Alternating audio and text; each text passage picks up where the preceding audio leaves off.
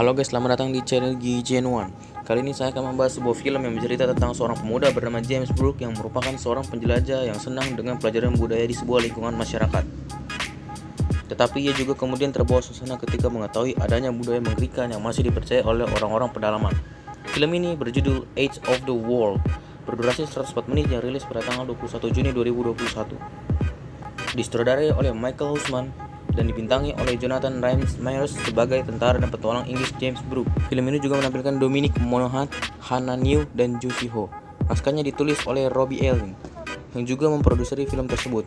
Edge of the World adalah produksi bersama antara Amerika Serikat, Inggris, Malaysia, dan China. Film ini didasarkan pada kisah nyata dari Raja Sarawak, James Brooke, yang menjadi inspirasi bagi Rudyard Kipling, cerita The Man Who Would Be Raja, dan Joseph Conrad, novel Lord Jim. Oke, tanpa perlu berlama-lama lagi, mari kita langsung masuk ke dalam alur ceritanya. Dikisahkan pada tahun 1839, masa kerajaan Inggris menguasai separuh bumi. Di luar kekuasaan mereka, di Laut Cina Selatan terletak sebuah pulau 3 kali ukuran Inggris. Diperintah oleh Sultan Brunei, ia adalah sebuah pusat kerajaan yang luas hingga membentang ribuan mil, kaya akan emas, batu bara, dan rempah-rempah. Wilayah itu dipenuhi dengan pemberontakan penguasa Melayu dan suku Dayak. Pemberontakan disebabkan atas kegagalan Brunei melindungi mereka dari bajak laut Lanun. Lalu film pun dimulai.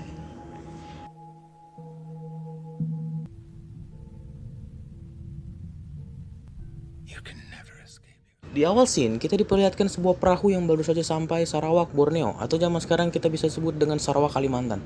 4 orang pemuda ini pun turun dari kapal, yakni James Brooke. Ia adalah seorang penjelajah dan peneliti asal Inggris. Arthur sebagai sepupu Brooke, Charles sebagai keponakan Brooke, dan Subu sebagai penerjemah.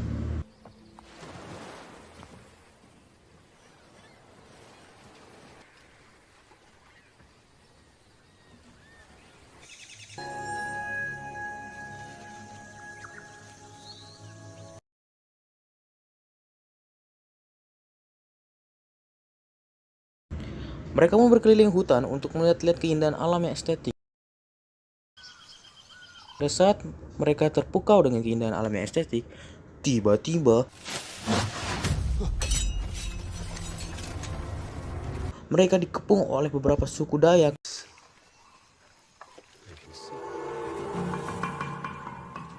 Assalamualaikum ya duyufus. Dan mereka pun dibawa ke hadapan Pangeran Mahkota dan sepupunya yang bernama Badudrin. Mereka pun saling memperkenalkan diri mereka masing-masing. Pangeran Mahkota dan Badudrin menjelaskan bahwa mereka bisa berbahasa Inggris dengan lancar dikarenakan mereka dibayar oleh beberapa pelaut Inggris untuk menjadi upeti perampok Lanun. Perampok Lanun adalah sekelompok bajak laut yang sering merampok dan juga menyerang desa. If you know Al-Quran, then you know that we must leave you now and pray. Azan pun berkumandang dan mereka pun harus menyudahi percakapan ini karena Pangeran Mahkota dan Badudrin harus melaksanakan kewajiban.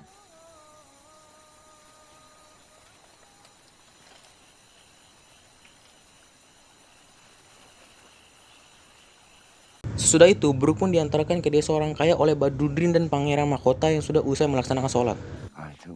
In a way that my conduct in England did not. Di saat mereka sedang menuju ke tempat orang kaya, terdapat api yang berasal dari sebuah desa. Very well then. Mereka pun memeriksanya dan mereka pun dikejutkan dengan desa yang telah diporak-porandakan oleh Lanun. Seorang pemuda pun ditemukan selamat, tapi pemuda itu mana dituduh sebagai anggota Lanun. Lalu ia pun ditangkap dan pada akhirnya akan dihukum mati oleh Pangeran Mahkota.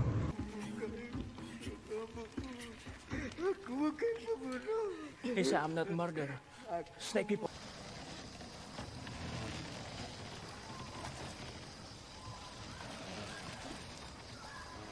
Pada malam harinya, mereka sampai di desa orang kaya.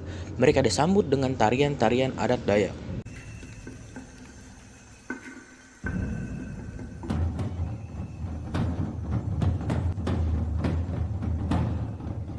Brooke pun terpesona dengan seorang wanita yang misterius memakai baju berwarna merah.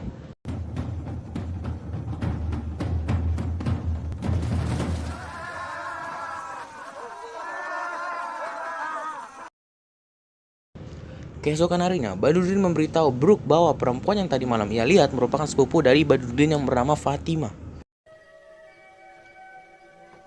Captain James Brooke.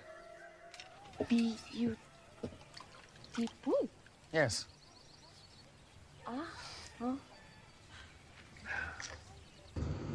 Brooke yang sedang bercukur pun dihampiri oleh Fatima yang coba mengenal lebih dekat sosok Brooke. Well, yes. Ini yang mayat tu deh. My sister asked, where is he? With his mother.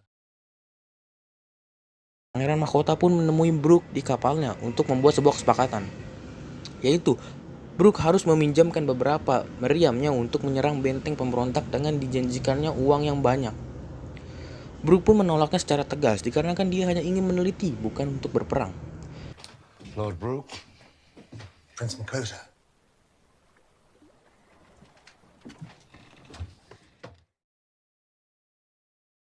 Malam hari pun tiba. Muncul beberapa pasukan Cina yang dipimpin oleh wanita bernama Lim. Dia datang untuk membawa surat milik Brooke dan juga memberikan hadiah berupa pasukan terbaik miliknya.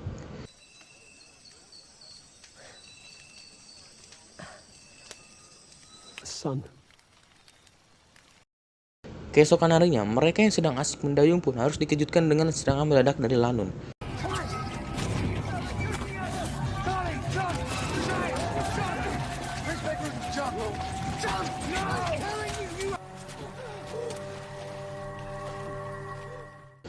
Beruntungnya, Brooke dan kawan-kawan berhasil selamat dari penyerangan itu. You're enjoying this, aren't you? Yes, I am. Mereka pun memutuskan untuk menyerang benteng pemberontak, dikarenakan para pemberontak dianggap melindungi para bajak laut Lanun.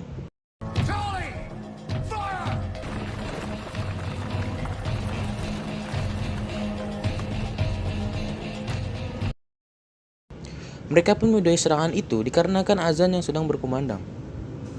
Come, my bloodthirsty Englishman. Di saat Brooke sedang menunggu, dia dihampiri oleh Fatimah yang nampaknya dia memiliki ketertarikan terhadap Brooke.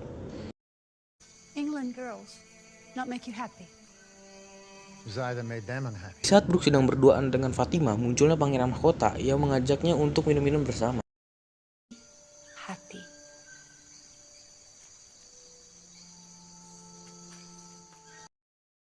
Singkat cerita, Brooke dan kawan-kawan melanjutkan penyerangan terhadap benteng pemberontak. Brooke pun menyadari bahwa tempat yang mereka serang bukanlah merupakan benteng, melainkan tempat perlindungan. This isn't a fort. It's a bloody refuge.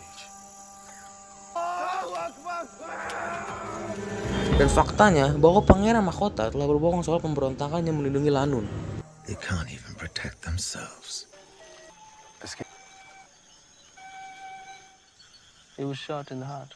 Italy. Hari di mana pengeksekusian terhadap para pemberontak pun telah tiba. Brooke coba untuk mencegahnya karena itu tak sesuai dengan perjanjian. We had an agreement. Leave your cannon, take your head. Datuk Patinggi Ali, ketua pemberontak. Makota, stop! Dan akhirnya terjadi sedikit konflik di antara mereka. Your love for this Englishman will be your death, cousin. Setelah itu Brooke pun diajak untuk melaksanakan kelayakan menjadi raja. Patinggi Ali, Warrington and mau kesetiaan, your loyalty, persahabatan. and there'll be no more taking of slaves. Si mau ada Terima kasih ya Allah.